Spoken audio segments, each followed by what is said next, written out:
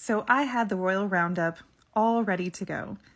I had what I wanted to talk about planned out. I knew what I wanted to say and why. But then, Megan decided to step outside last night, literally glowing, and suddenly I didn't want to talk about anyone else from that family. But even though she's the only royal on anyone's mind today, it was still an eventful week. So if we can tear ourselves away from staring at her photos, let's take a look at all things royal related from the week that I haven't talked about yet. The week started with the Wales trying to keep their names in the media, with the tabloids claiming that Kate would be delivering the speech of her life on Wednesday at the Shaping Us National Symposium. And this language, calling Kate's speech landmark or the speech of her life, is of course used to gain interest. We have seen it used before, here in 2020, and here at the beginning of this year. By now, it's quite clear that public speaking is not something Kate does well. Because of that, her speeches don't draw interest. So these descriptions are used to manipulate people into thinking maybe they should watch. Maybe Kate will say something important. But of course, she didn't. Kate's speech on Wednesday was basically a repeat of the other speeches that she's given on Shaping Us.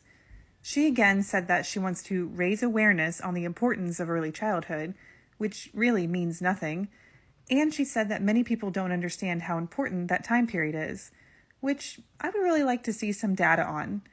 I don't know anyone who doesn't already know this, but honestly, Kate isn't allowed to say more than that.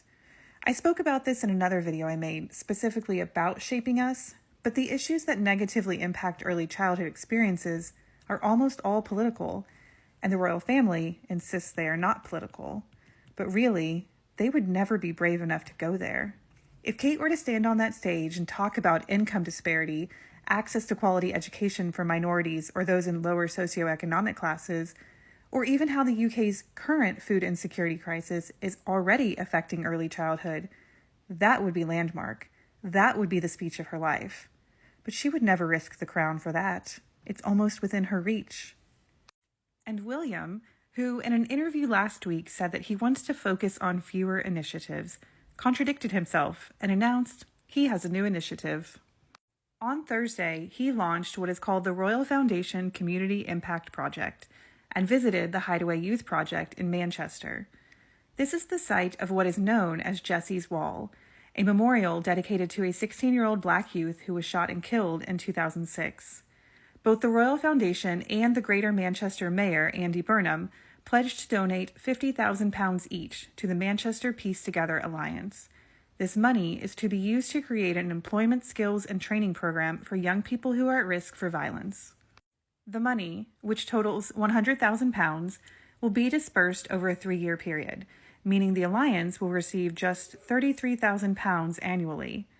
And while that is helpful, it doesn't sound like enough money to make a real impact on the issue. It's not possible to pay people a living wage to run this program with only £33,000 annually, not to mention any materials or resources they may need. This new initiative, like Kate's Shaping Us program, would need to address systemic, cultural, larger societal issues to make real change. But again, William will not do that. He couldn't handle the scrutiny. And really, if William and Kate could actually stand working together, their two projects could complement each other. Case studies looking at youth involvement in violence and their experiences in early childhood would be incredibly useful research and data to power and fund these projects further. Somehow, I don't think they'll recognize that. I also want to revisit another story from earlier in the week, and that's the paparazzi photos of Meghan that were taken with her friend Kelly. Something really bothered me about the Daily Mail's coverage of this. When the Daily Mail first published their article, this was the original headline, but shortly after, it was changed to this. It is one thing that the Daily Mail continues to stalk and post Meghan's every move, but this headline, using the death of her friend's 9-year-old child, is disgusting. The article also used not one, but 2 photos of Kelly's son, one of which is in the lower right-hand corner of this image. And this is the second photo. Kelly and her son are in no way related to the royal family and certainly aren't of public interest in the UK. The writers and editors at the Daily Mail have to have completely bottom-of-the-barrel moral standards to exploit a grieving mother and use photos of her child who passed away to make money. I had low opinions of the Mail already, but this is completely unredeemable. On a more positive note, Spare, which dominated both headlines and book sales this year, is getting a bit more recognition. Time magazine named it one of the 100 must-read books of the year. Washington Post selected it as one of the 50 most notable works of nonfiction this year, and Audible chose it for their top 20 memoirs of 2023. And if you want to help Spare receive even more recognition, it is currently nominated for Goodreads' 2023 Choice Awards, and voting is still open.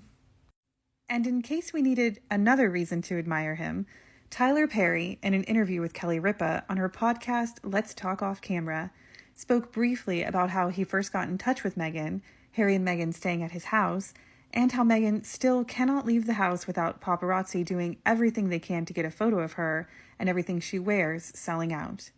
But the best part of the interview came when Kelly asked Tyler about being godfather to Lilibet. You can actually hear Tyler smiling as he talks about Lily and Archie, and with the constant negativity surrounding the Sussexes in the media, it's nice to be reminded that in real life, they're surrounded with love. You godfather to their daughter? I am, to little Lily, yeah. Oh my gosh, is she so cute? Oh, she's so beautiful. She's just so beautiful, yeah. They make beautiful babies, that's all I'll say. They make some beautiful kids. Archie and Lily are beautiful. Thank you. Yeah, my son's beautiful. So do you. As for my favorite royal-related moment of the week, without a doubt, it is this one. And I know I'm breaking my own rule here since I have already talked about this, but I don't think it can be overstated how much Meghan deserves this. She deserves this freedom and happiness. And what I love most about this is that even though it was Meghan who became a global headline, she was there to celebrate other women and their accomplishments. Meghan attending this event is representative of who she is and who she has always been, an unwavering supporter of women.